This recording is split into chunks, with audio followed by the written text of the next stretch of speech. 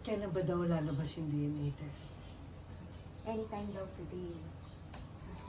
Kailan mo ba sasabihin sa kanya? Siguro kapag handa na siya.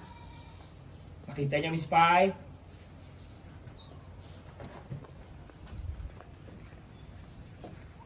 Ano, nakapag-breakfast ka na ba? Opo. Salamat po. Sarap po ng pancake. Standby. Forward konti na. At yan, atras konti. Yan. Atras konti tayo. Half. Yan. Opo. Opo. Kanan, kaliwa konti tayo. 5, 4, 3, 2. Sagot na. Opo. Action. Opo. Salamat po. Sarap po ng pancake. Mabuti naman nagustuhan mo. Paano niyo po nalaman na favorite ko ang pancake? Sabihin na lang natin na lukso ng dugo.